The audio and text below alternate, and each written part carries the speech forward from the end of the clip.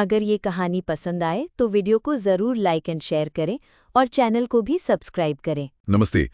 आज हम एक मजेदार कहानी सुनाने वाले हैं। कैलाश से लेकर पृथ्वी तक भगवान शिव, माता पार्वती और नारद मुनि की। हाँ बिल्कुल, इसमें थोड़ी शरारत है, थोड़ा मजाक और जाहिर है दिव्य शक्तियां भी। तो चलिए देखते हैं इस कहानी में क्या खास है, क्या सीखने को मिलता है। बिल्कुल।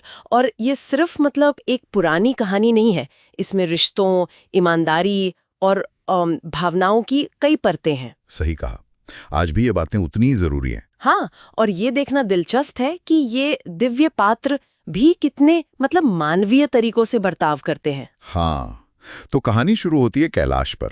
शिव जी और पार्वती जी आराम कर रहे हैं और तभी नारद मुनि आ जाते हैं, हमेशा की तरह घूमने फिरने के मूड में। हाँ, वो कहते हैं चलिए पृथ्वी घूम कर आते हैं।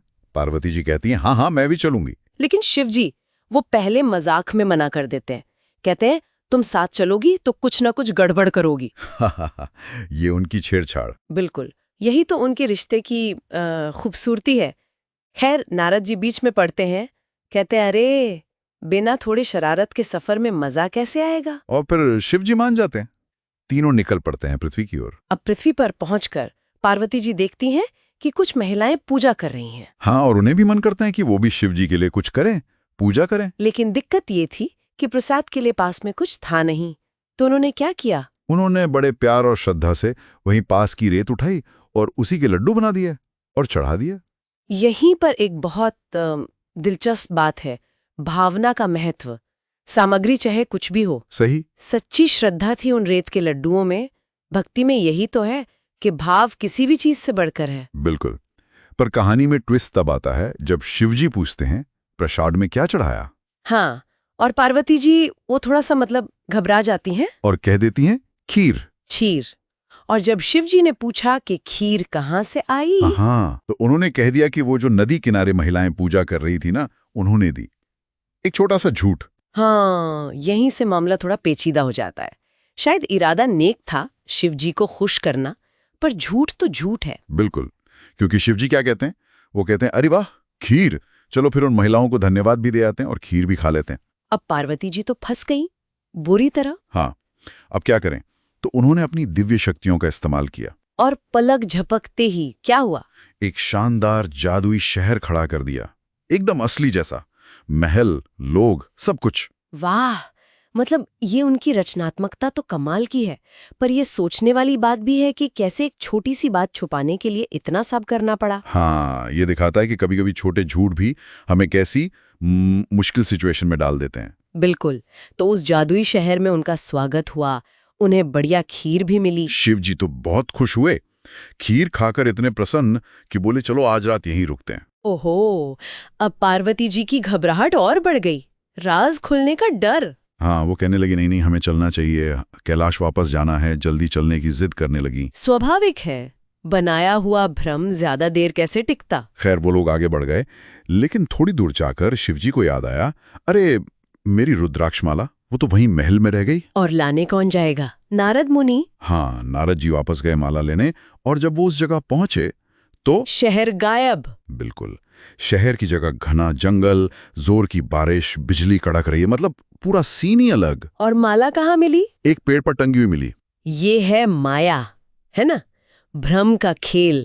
जो अभी सच लग रहा था वो अगले ही पल गायब। सही बात। वास्तविकता और भ्रम के बीच की रेखा कितनी पतली हो सकती है, ये पता चलता है। नारद जी तो हैरान परेशान माला लेकर वापस आए। हाँ, और आकर सारा हाल बताया कि वहां तो कुछ है ही नहीं, बस जंगल है। शिवजी सब सुनकर मुस्कुराए, वो तो जान गए थे। हाँ, उन्होंने कहा नारद ये सब पार्वती की माया थी, सिर्फ मुझे वो खीर खिलाने के लिए। और फिर तीनों हंसते हुए कैलाश लौट गए। कहानी का अंत बड़ा हल्का फुल्का है। हाँ, लेकिन सबक बहुत गहरे हैं। बिल्कुल।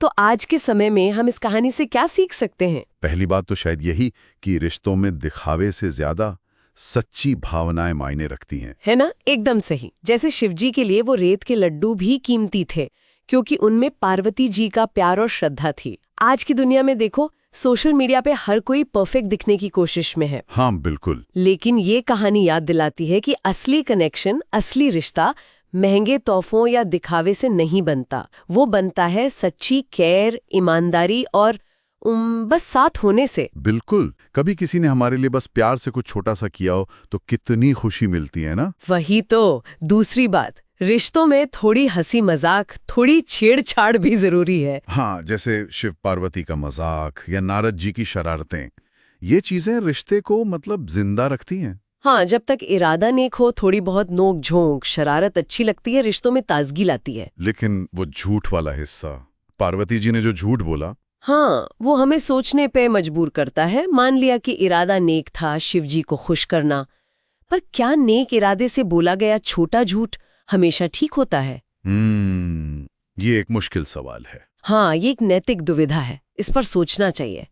ये हमें अपनी जिंदगी में भी मतलब ईमानदारी के महत्व पर सोचने को कहता है। सही कहा।